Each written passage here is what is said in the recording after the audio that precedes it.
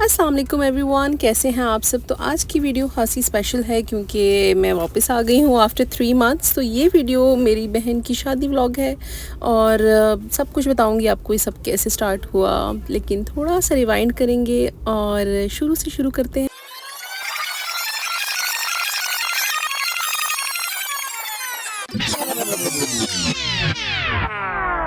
मैं असल में पाकिस्तान चली गई थी और मेरी बहन की शादी थी, तो यहाँ पर मैं आपको उसकी शादी की तैयारियों का सारा जो भी कंटेंट है वो दिखाऊंगी। ऑब्वियसली बहुत ज़्यादा मेरे पास क्लिप्स नहीं हैं क्योंकि पाकिस्तान जाके मैं कोई भी इतनी कोई क्लिप्स वगैरह शूट नहीं करती हूँ। तो यहाँ पर हम जो है ना वीडियोस पर ही, इस टाइम पे मैं कतर में ही मौजूद थी। मेरी बहनें मुझे दिखा रही थी बच्चों के कपड़े वगैरह। तो ये मेरी एक बेटी का ड्रेस है जो कि मैंने उसे वलीमे पे पहनाया था। तो वो मुझे पसंद करवा रहे थे कि देख लें भाई, कलर देख लें, काम देख लें और कपड़ों की मैचिंग और ये वो सब कुछ। जब मैं पाकिस्तान गई हूँ मेरा सब कुछ रेडी था क्योंकि मेरे पास टाइम नहीं था शॉपिंग करने का।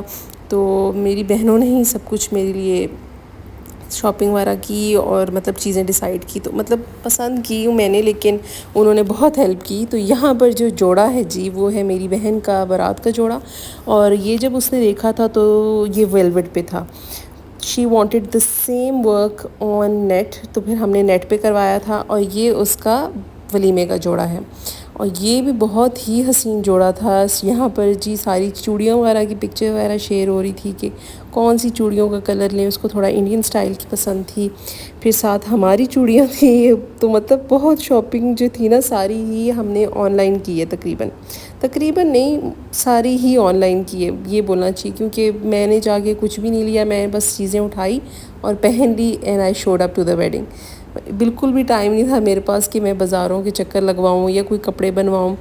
तो अगर जो है ना, यहाँ पे मेरी बहन मुझे पहन के दिखा रही थी अपना जोड़ा जो उसका आया था कि देखो भाई कैसा है मेरा ड्रेस। और माशाल्लाह इसका इतना खूबसूरत ड्रेस था और हम सबको इतने पसंद आए इसके कपड़े, उसको ख़ुद भी बहुत अच्छे लगे।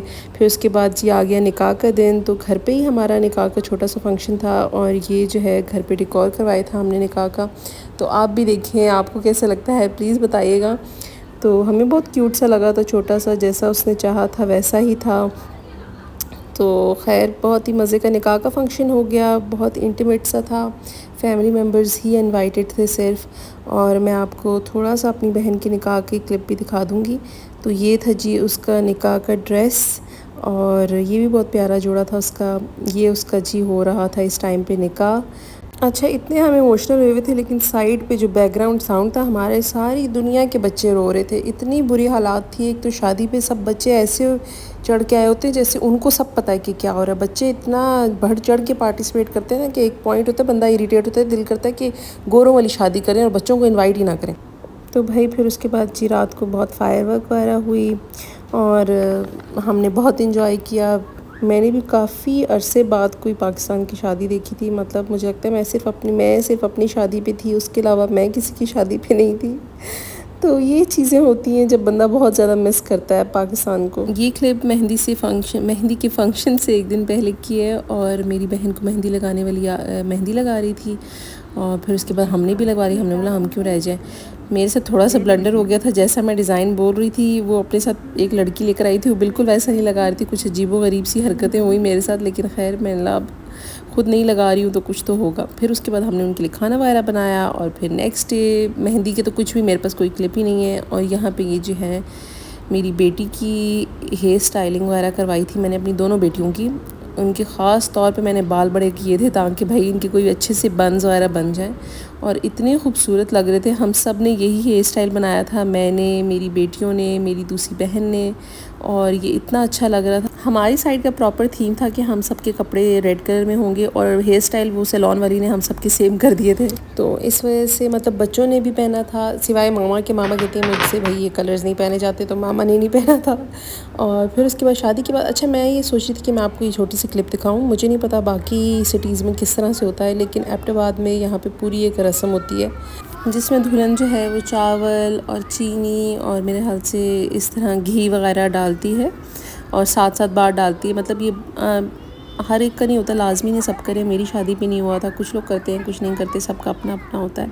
फिर उसके बाद जी moving on to the walima, और यहाँ पे हम सब बैठे हुए थे जी हमारे बहुत ही खूबसूरत दूल्हा दुल्हन के साथ, और माशाल्लाह दोनों ही इतने अच्छे लग रहे थे। और इनके वलीमे का फ़ंक्शन भी बहुत स्मूथली हो गया था अल्हम्दुलिल्लाह। समझ ही नहीं आई शादी कैसे गुजर गई, मतलब कुछ समझ ही नहीं आ रही थी, पता ही नहीं चल रहा था कि क्या हो क्या रहा है हमारे साथ, लेकिन अल्हम्दुलिल्लाह बहुत अच्छा रहा सब कुछ।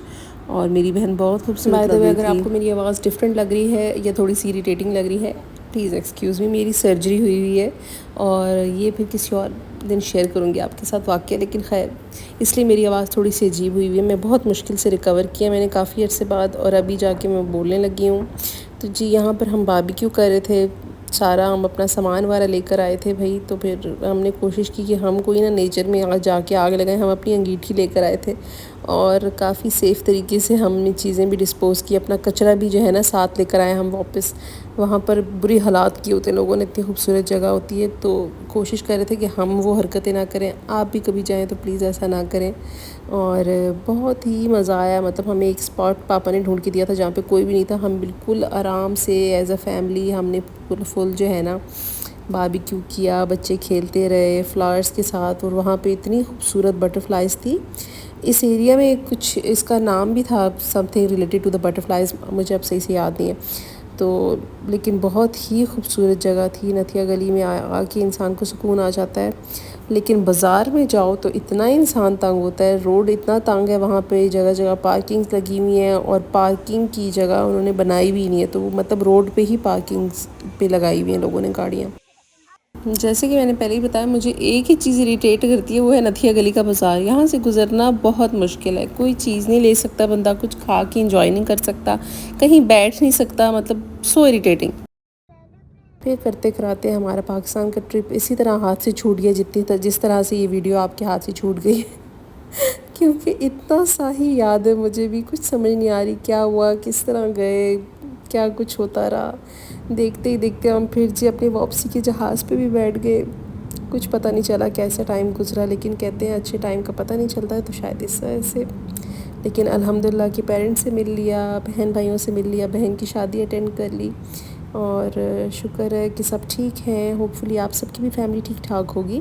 तो अगर आपको जानना है कि मैं कहाँ होती हूँ, तो मैं इंस्टाग्राम पे कभी ना कभी पोस्ट कर ही देती हूँ। यूट्यूब पे फुल बहुत लंबा प्रोसेस है, तो please follow me on Instagram. Pakistan से वापस आना था कि अपनी रूटीन भाई हमारी स्टार्ट हो गई। एक हफ़्ते बाद बच्चों के स्कूल ओपन हो गए, और ये जी सुबह 5 बजे मेरी आँख खुली है और किचन में मैं पहुँची हूँ।